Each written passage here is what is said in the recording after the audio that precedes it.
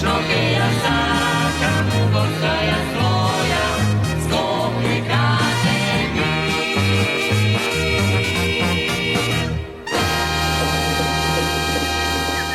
Градските фонтани во Скопје повторно се ставени во функција и го враќаат својот препознатлив изглед, разубавувајќи ги јавните простори, создавајќи попријатна атмосфера за граѓаните и туристите. По подолг период во кој дел од нив беа оставени надвор од употреба, фонтаните повторно работат и представуваат места каде што посетителите можат да учиваат во урбаниот амбиент на градот. Со нивното повторно активирање, централните градски локации добиваат дополнителна свежина во летниот период, а фонтаните повторно стануваат препознатливи точки за средби, прошетки и фотографирање. Граѓаните веќе ги поздравуваат промените, истакнувајќи дека уредените и функционални јавни површини придонесуваат за подобар изглед на главниот град и поквалитетен престој на отворено.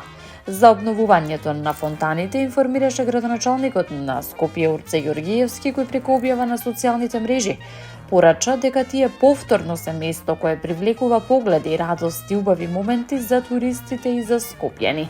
Беа оставени надвор од функција, но денес повторно се место кое привлекува погледи, радост и убави моменти за туристите и за нашите скопјани. Скопје се сака со дела, напиша Ѓоргиевски. Од град Скопје најавуваат продолжување на активностите насочени кон подобрување на јавната инфраструктура и уредување на градските содржини со цел создавање поубаво и пофункционално урбано обкружување за сите граѓани. Во општина Киселавода започнува реконструкцијата на улицата Томе Арсовски, лоцирана во рамки на деталниот урбанистички план за локалитетот Бирарија. Станува збор за проект кој се реализира во рамки на втората фаза од инфраструктурните проекти што се финансираат преку унгарскиот кредит, согласно договорот меѓу владата и Министерството за транспорт. За почетокот на градежните активности информираше градоначалничката на Киселавода Бети Стаменковска-Трајковска, истакнувајќи дека со овој зафат ќе се изврши целосна реконструкција на улицата, со што значително ќе се подобрат условите за движење на граѓаните и безбедноста во сообраќајот. Реконструкцијата упаќа обновување на коловозната површина, подобрување на целокупната патна инфраструктура, со што ќе се овозможи и поголема пристапност и поквалитетно сообраќајно поврзување за жителите на овој дел од општината. Од локалната самоуправа очекуваат проектот да придонесе за подобрување на секојдневното функционирање на населението и за зголемување на безбедноста на сите учесници во сообраќајот.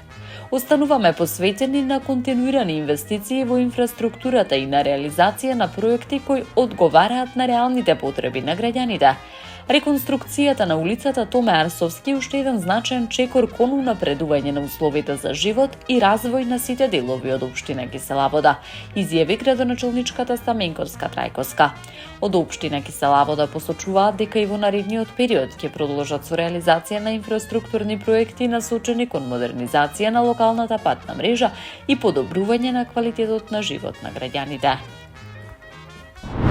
16 јуни до 16 јули, библиотеката Другарче во Карпош ќе се претвори во место каде децата ќе можат да ја развиваат љубовта кон книгите, да ја поттикнуваат својата креативност и да стекнуваат нови пријателства преку проектот Читањето како навика, библиотеката како дом, интерактивни читачки работилници за деца. Проектот е во организација на Марија Павлеска, едукатор и основач на профилот Мама ми чита, а е финансиски поддржан од општина Карпош преку програмата за култура на секторот за дејности од јавен интерес. Работилниците ќе се одржуваат 2 пати неделно, секој вторник и четврток во текот на 5 недели. Преку внимателно осмислена програма, децата ќе имаат можност да се запознаат со нови книги и автори, да учествуваат во интерактивни читања, да создаваат сопствени приказни и да ги развиваат своите читачки, комуникацијски и социјални вештини. Како што информираат од општина Карпош, програмата вклучува и креативни активности, игра, драматизација на приказни и тимска работа со што ќе се поттикне детската имагинација и љубовта кон литературата. Во текот на едномесечната програма, учесниците ќе имаат можност да поминат квалитетно време со своите врсници, да стекнат нови знаења и да создадат трајни пријателства. Читачко-креативните работилници се наменети за деца на возраст од 4 до 12 години. Учеството е бесплатно. Заинтересираните родители можат да ги пријават своите деца преку порака на Инстаграм профилот Мама ми чита. Со ваквите активности библиотеката Другарче продолжува да ја промовира културата на читање кај најмладите и да се создава простор каде книгите стануваат дел од секојдневието, а библиотеката вистински дом за детската љубопитност и креативност. Општина Илинден и Државното средно училиште со ресурсен центар Димитар Влахов подпишаа меморандум за соработка со кој се отвора ново поглавје во промоцијата на инклузивното образование и подигнувањето на свеста за лицата со оштетен вид кај младите. Меморандумот го подпишаа градоначалникот на општина Илинден Александар Георгиевски и директорката на училиштето Димитар Влахов Александра Јаковчевска. Со оваа соработка се предвидува реализација на едукативна кампања која ќе ги опфати учениците од сите основни училишта на територијата на општината. Во рамки на кампањата ќе се организираат интерактивни работилници и едукативни предавања, преку кои учениците ќе имаат можност директно да се запознаат со своите врсници со оштетен вид.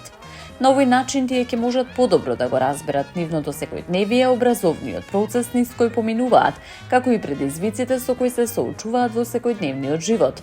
Од општина Илинден посочуваат дека иницијативата има за цел да придонесе кон развивање на емпатија, толеранција и почитување на различностите кај младите генерации. Преку непосредна комуникација и заеднички активности, учениците ќе стекнат подлабоко разбирање за важноста на еднаквите можности и инклузијата во образованието. Партнирството меѓу локалната самоуправа и ресурсниот центар Димитар Влахов представува значаен чекор кон создавање на поинклузивна и похумана средина во која секој дете ќе има можност рамноправно да учествува и да ги развива своите потенцијали.